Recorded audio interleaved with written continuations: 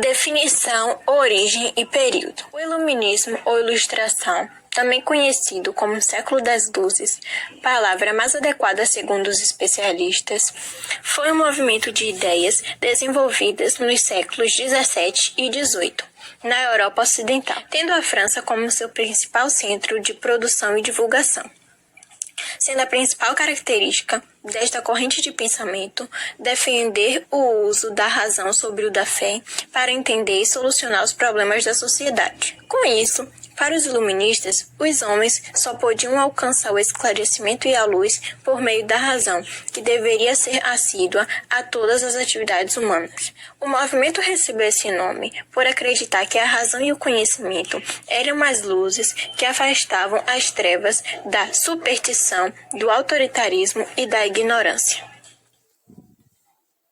Contexto histórico. O Iluminismo se iniciou como um movimento cultural europeu do século 17 e 18, que buscava gerar mudanças políticas, econômicas e sociais da época. Para isso, os iluministas acreditavam na disseminação do conhecimento, como forma de enaltecer a razão em detrimento do pensamento religioso. Características. O iluminismo era baseado em 3 pilares, que são razão, liberdade e o avanço da sociedade em relação ao pensamento racional e à ciência. A principal característica do iluminismo era a crença na razão humana e no seu potencial. Liberdade política, econômica e religiosa. Representava a ideia de que todo indivíduo é livre para agir de forma autônoma. Isso incluía escolher sua crença religiosa e tomar decisões em relação à economia e política, o que era totalmente o oposto do regime absolutista. Sendo assim, concluímos que as principais características do século das luzes são: oposição ao absolutismo. Os iluministas eram totalmente contra o absolutismo, que foi uma forma de governo presente na Europa entre os séculos XVI e XIX, e que dava ao rei o poder absoluto e muitos privilégios. Valorização da razão acima de tudo. Outro pilar do movimento iluminista foi a busca pelo pensamento racional, que era visto como o principal caminho para se obter conhecimento. Defendiam a educação para todos. Foi criada a enciclopédia, livros que contêm todo tipo de conhecimento e que tinham o intuito de popularizar o conhecimento e permitir que mais pessoas tivessem acesso à educação. Racionalismo. A razão surge no iluminismo como uma propriedade humana. Cientificismo. Com o iluminismo, a ciência é contraposta à religião, sendo considerada a forma mais confiável e verdadeira de conhecimento. Progresso. Por meio da razão e da ciência, a humanidade seria capaz de se aprimorar e alcançar cada vez mais um estado aperfeiçoado. Liberalismo. Uma das maiores críticas do movimento burguês contra o sistema monárquico é a concentração de privilégios nas mãos de poucos. Liberdade, igualdade e fraternidade. Esse é um lema conhecido da Revolução Francesa. A frase mostra a força que os ideais iluministas tiveram para desencadear tais mudanças sociais. Virtudes. Os filósofos iluministas são também conhecidos por pensarem a respeito das virtudes humanas. Progresso, otimismo e Deus. Os iluministas acreditavam que, pela razão, a humanidade alcançaria ao conhecimento, que, por sua vez, conduziria inevitavelmente ao progresso. Essa crença no progresso constante da humanidade é uma ideia-chave do iluminismo. Com o tempo, a ignorância, o obscurantismo e superstição, frutos da irracionalidade, iriam ceder lugar ao esclarecimento, às luzes. E para eles, o triunfo da humanidade era uma certeza, daí o otimismo que caracteriza o movimento. Os iluministas acreditavam que o mundo era regido por leis naturais e que era preciso conhecê-las, por isso se dedicavam à ciência. E eles também reagiram ao antigo regime, opunham-se ao absolutismo, aos privilégios da nobreza e do clero, à intolerância religiosa e à falta de liberdade de expressão. Bom, como a minha amiga Isabela falou, o iluminismo foi um movimento intelectual que se tornou popular no século XVIII, conhecido como o século das luzes. Agora eu vim falar um pouquinho sobre alguns pensadores iluministas. Eu vou começar com Voltaire. O Voltaire, ele foi um filósofo francês que nasceu em Paris. E uma das suas principais obras foi Cartas Inglesas ou Cartas Filósofas. Foi um conjunto de cartas acerca de costumes ingleses, os quais comparava aos do atraso da França absolutista. Apesar disso, ele era contra qualquer revolução, pois acreditava que os monarcas seriam capazes de se orientar racionalmente para cumprir o seu papel. Escreveu também novelas, tragédias e contos filósofos, dentre os quais tem o ingênuo. John Locke. John Locke, ele era inglês. Foi o expoente do empirismo britânico e um dos maiores teóricos do contrato social. Ele afirmava que a mente era como a tábula rasa. Ela rejeitava qualquer concepção embasada do argumento das ideias inatas, uma vez que todas as nossas ideias possuíam início e fim, nos sentidos do corpo. Ele dizia que o homem nasce como uma folha em branco, destituído de caracteres ou de ideias. Uma das suas principais obras foi Dois Tratados sobre o Governo Civil, que trata sobre o absolutismo. Dentre outras obras, ele escreveu Carta sobre a Tolerância e Ensaios sobre o Entendimento Humano. Rousseau. Rousseau foi um filósofo suíço que lançou as bases para o romantismo europeu. Ele era a favor do contrato social, forma de promover a justiça social que dá nome à sua principal obra. Montesquieu. Montesquieu, famoso jurista e filósofo francês, se destacou nas áreas da filosofia e da história e do direito constitucional. Montesquieu foi um dos criadores da filosofia da história. Ele criticou de forma sistemática o autoritarismo político, bem como as tradições das instituições europeias, especialmente na monarquia inglesa. Na sua principal obra, O Espírito das Leis, Montesquieu defende a separação dos três poderes do Estado em legislativo, executivo e judiciário. Acreditava que essa fosse uma maneira de manter os direitos individuais.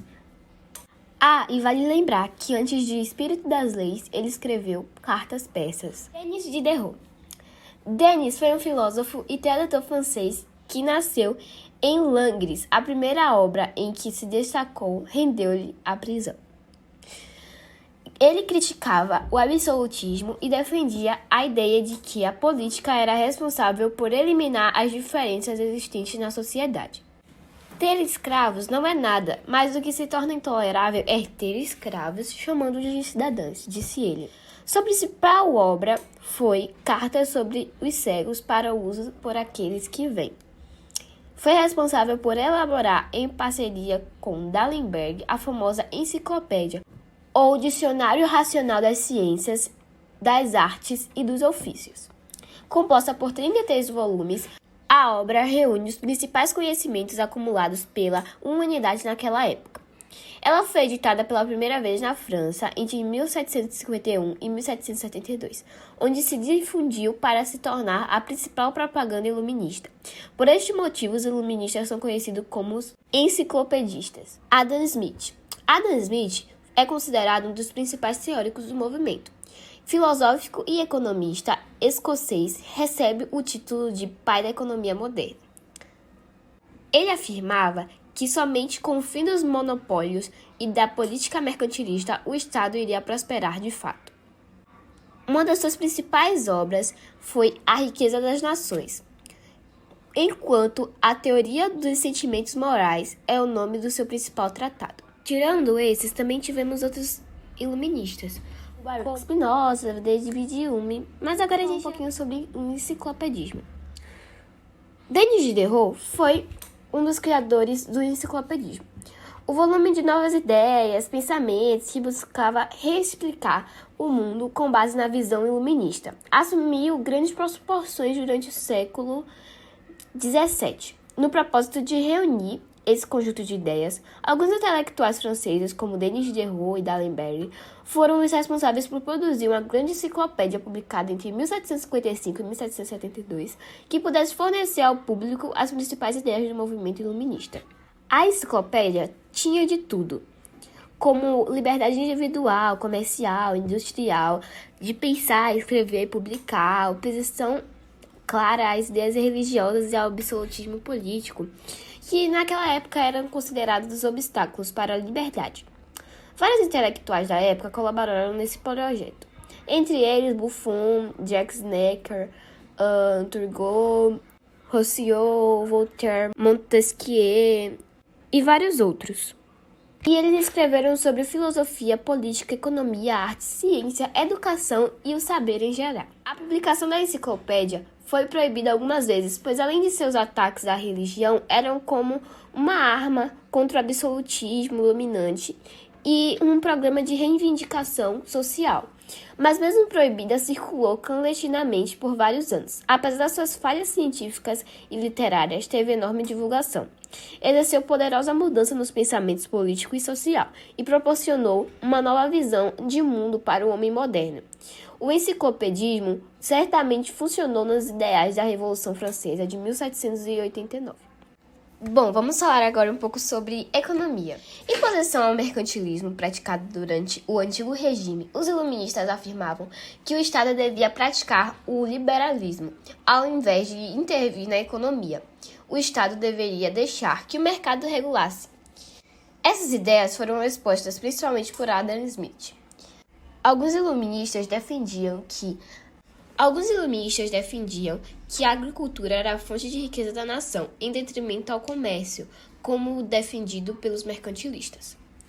Contra a propriedade privada não havia nenhum consenso entre os iluministas. John Locke enfatizava que a propriedade era um direito natural do homem, enquanto Rousseau apontava que esta era a razão pelos males da humanidade. Bom, agora vamos falar um pouco sobre despotismo esclarecido. Essa expressão foi cunhada pelo historiador alemão em 1847. O nome dele é um pouco difícil, mas eu vou tentar pronunciar. Era Wilhelm Reich. Eu acho que eu falei certo. Bom, portanto, não foi contemporânea a tal política. O historiador, com este termo, queria explicar uma série de governos que adotaram vários princípios iluministas, como o racionalismo, os ideais filantrópicos e o progresso. No entanto, estes mesmos governos não fizeram nenhuma concessão à limitação do poder real ou expandiram os direitos políticos para as demais camadas da população. Por isso, ele é também conhecido por despotismo benévolo, absolutismo esclarecido. De forma geral, podemos considerá-lo como um regime onde se aprofunda a ruptura com a tradição típica do antigo regime para uma forma de governar mais eficiente, contudo, sem abandonar os fatores absolutistas das monarquias. De fato, as regiões mais afetadas por essa política foram a Rússia, a França, a Áustria, Prússia e a Península Ibérica. As suas características foram destacar que as monarquias absolutistas europeias estavam em crise em função das transformações causadas pelas ideias iluministas e liberais. Desse modo, os despotas esclarecidos implementaram as reformas necessárias para manter o poder, ao mesmo tempo em que reestruturavam os seus governos para serem mais eficientes. Entretanto, as ideias iluministas adotadas foram apenas aquelas que não prejudicariam a forma de governo absolutista de direito divino. Principais despotas esclarecidos. A imperatriz da Rússia, Catarina II, aumentou seu poder da nobreza, reduziu a influência da Igreja Ortodoxa e tentou instituir um sistema educacional para os não-servos.